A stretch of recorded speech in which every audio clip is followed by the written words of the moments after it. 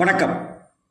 தமிழகத்தின் அரசியல் வரலாறில் ஒரு ஆறாத காயமாக, ஒரு சேறு புகுந்த இடமாக திகழ்வதுதான் அந்த கரூர் துயரச் சம்பவம். பெண் கவிஞர், பெண் எழுத்தாளர் ஆரா அருணா என்கிற தோழி தனது முகநூல் பக்கத்தில் கரூர் சம்பவம் குறித்தும், அந்த கரூர் துயரத்தில் பாதிக்கப்பட்ட மக்கள் குறித்தும், நடிகர் விஜய் அவர்கள் குறித்தும் தன்னுடைய பதிவை கவிதையாக வடித்து கொடுத்திருக்கிறார். அந்த கவிதைகளின் வரிகளுக்குள் அக்னி பிழம்பு தகித்து கொண்டிருக்கிறது. அதை என் குரலில் கேளுங்கள். யாராச்சும் ஐ சப்போர்ட் கூந்தல்னு கூவின்னு வந்த கொன்னுடுவோம் பார்த்துக்க என்று ஒரு வரியை சொருகிவிட்டு, யாரை பார்க்க போனீர்கள்? இதுதான் அந்த கவிதையின், ஆரா அருணா எழுதிய கவிதையின் தலைப்பு. யாரை பார்க்க போனீர்கள்? ஆறாம் அறிவை அவசரத்துக்கு அடகு வைத்துவிட்டு உயிர் பலி கொடுக்க உவந்து சென்ற மனிதம் மறந்த மாக்கள் கூட்டமே, யாரை பார்க்க சென்றீர்கள்? உலகத் தலைவரையா? உள்ளூரிலேயே அறிவுசார் சமூகம் இன்னும் அவரை அங்கீகரிக்கவில்லையே, யாரை பார்க்க சென்றீர்கள்? உங்கள் உறவுக்காரரையா? குடும்பத்தோடு சென்று குழந்தைகளோடு கும்பிட, குழந்தைகளையும் பலி கொடுக்க அவர் என்ன உங்கள் குலசாமியா? உங்கள் குடும்பத்தில் அவரும் ஒருவர் என்று பிதற்றுகிறீர்களே. பின்னங்கால் பிடரியில் அடிக்க ஓடிய கூட்டத்திலும், காயாத கல்லறை சுவடுகளிலும் அவரது குடும்பத்தார் யாரும் இல்லையே. ஏன்? யாரை பார்க்க சென்றீர்கள்? உலக அழகையா பார்க்க போனீர்கள்? எத்தனை திறமையான அழகு கலைஞர்களின் அதற்காக அன்றாடம் உழைக்கிறார்கள் தெரியுமா? யாரை பார்க்க ஓடுகிறீர்கள்? மாபெரும் நடிகரையா? இவரை விட சிறப்பானவர்கள் கலை உலகில் இருந்திருக்கிறார்கள், இனியும் இருப்பார்கள். ஒருவேளை தனது கலை படைப்புகளில் கருத்து சொன்ன வித்தகரை பார்க்கத்தான் இத்தனை பரவசமா?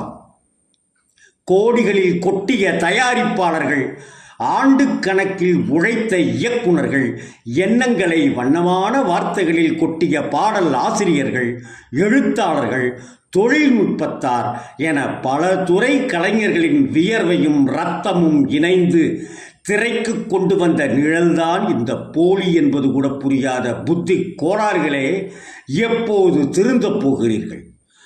யாரை பார்ப்பதற்கு இப்படி ஓடுகிறீர்கள்? உங்கள் தலைவரையா? என்ன செய்ததால் அவர் உங்கள் தலைவரானார்?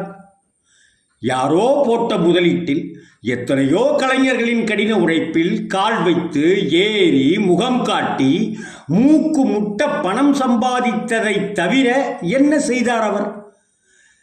இதுவரை செய்யவில்லை என்றாலும் இனிமேல் செய்ய போகும் உன் எதிர்கால தலைவரை பார்க்கச் சென்றாயா? முட்டாள் கூட்டமே, மூடர் கூடமே, கலைத்துறையில் 1/4 நூற்றாண்டு 1000 கோடிகளில் சொத்து நீ கொடுத்தது என்றாலும் எந்த பேரிடர் காலத்திலாவது அவரிடம் வாங்கி தின்றாயா? சமூக சிக்கல்களில் சாக்கடையில் புரண்டு கொண்டிருந்தாயே, கை கொடுக்க வந்தாரா? கல்வி கொடுத்தாரா? கலைஞர்களை காத்தாரா? குறைந்தபட்சம் உனக்காக குரலாவது கொடுத்தாரா? ஒன்றுமே வேண்டாம். என் ரசிகர்கள் 100க்கும் 200க்கும் அல்லாடிக் கொண்டிருக்க எனக்கு மட்டும் கோடிகளில் சம்பளம் எதற்கு? லாபத்தில் சில சதவிகிதங்களை குறைத்துக் கொள்கிறேன். என் படத்துக்கு திரையரங்கு கட்டணங்களை கொஞ்சம் குறைத்து விடுங்கள். என் படத்துக்கு திரையரங்கு கட்டணங்களை கொஞ்சம் குறைத்து விடுங்கள் என்றாவது கேட்டதுண்டா உன் தலைவர்? இதுவரை யாரை பார்க்க ஓடுகிறாய்? நேற்று வரை எதுவுமே செய்யாதவர் நாளைக்கு செய்து விடுவார் என கொக்கரித்து இன்றைக்கு சாவதற்கா இவ்வளவு ஆர்ப்பாட்டம்? பிச்சையில் பிழைத்த உன் அவர் மீது வைத்த அன்பிலும் நம்பிக்கையிலும் கொஞ்சத்தையாவது உன் மீதும் உன்னை சுற்றி இருப்பவர்கள் மீதும் வைத்திருந்தால் இந்த சமூகம் என்றைக்கோ சரியானதாக மாறியிருக்குமே. இன்றைக்கு நான் இதை இப்படி செய்வதால் எனக்கு என்ன கிடைத்துவிடப் போகிறது என குடும்பத்தோடு கொடிபிடித்து கிளம்பும் முன் கொஞ்சமாவது மனித புத்தியோடு ஒரு 30 வினாடிகள் சிந்தித்திருந்தால் கூட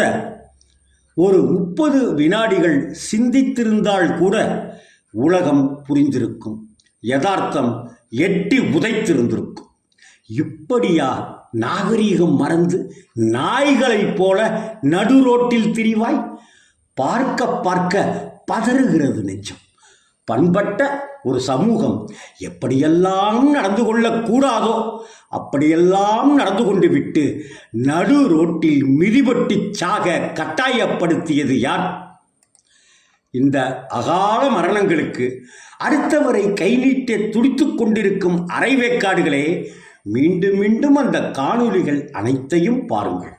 அது ஒரு அறிவுசார் சமூகத்தின் நடத்தையா? ஆறறிவு மனிதர்களின் நடத்தையா? உங்களுக்கு துணிவு இருந்தால் துணிந்து சொல்லுங்கள் உண்மையை. நீங்கள் இன்னும் கொஞ்சம் நாகரிகத்தோடு நடந்து கொள்ளுங்கள். நாம் தான் இந்நாட்டின் மன்னர்கள். ஓட்டு போடும் நாம் தான் மன்னர்கள். உங்கள் தலைவர் உங்களுடைய தொண்டர்தான் என்று சொல்ல முடியுமானால் அடுத்தவரை கை நீட்டுங்கள். நேற்று வரை படமும் பணமும் என்றிருந்த ஒருவர் இன்றைக்கு நாட்டை ஆளத் துடிக்கிறார். எல்லாம் தெரிந்தது போல் கத்தி குவிக்கிறார். அவர் பின்னால் நீ ஓடத் துடிக்கிறாய். உன் தலைவர் இன்றைக்கு பயன்படுத்தும் பணமும் புகழும் நீ போட்ட பிச்சை என்கிற உண்மை கூட உரைக்காத நீ உயிர் விட்டது என்னவோ ஊழ்தான். எல்லாம் பொறுத்து கொள்ளலாம். ஆனால் உன் ஆதரவால் மட்டுமே ஆள்வதற்கு ஆசைப்படுகிற அவர் பெயரால் பச்சிலம் குழந்தைகளை கூட பலி கொடுக்கவும் அவர்களை கரைபடுத்தவும் உனக்கு அதிகாரம் கொடுத்தது யார்? உன்னிடம் பணம் பெற்று உன்னை மகிழ்விக்க கலையை பயன்படுத்தும் ஒரு சாதாரண நடிகரை கடவுளாய் கொண்டாடி சாகும் நீயெல்லாம் இந்த அறிவுசார் சமூகத்தின் அழிவு சின்னம்தான். ஓடு, நன்றாக ஓடு. உன்னை பார்க்கும் பொழுதெல்லாம் தோன்றுகிறது நாய் பெற்ற தெங்கம்பழம்.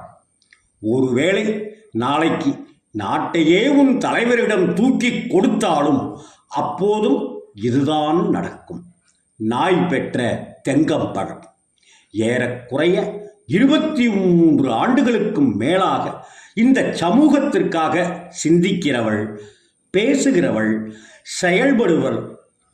ஏறக்குறைய 23 ஆண்டுகளுக்கும் மேலாக இந்த சமூகத்திற்காக சிந்திக்கிறவள், பேசுகிறவள், செயல்படுகிறவள் என்கிற மனவேதனையில் சொல்கிறேன்.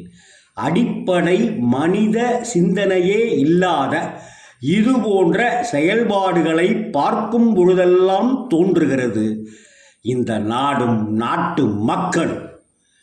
எரிச்சலுடன் உங்கள் தனி ஒருத்தி ஆரா அருணா என்று கவிதையில் அக்னியை கொட்டி குழம்படுத்து தடவி கொடுத்திருக்கிறார்.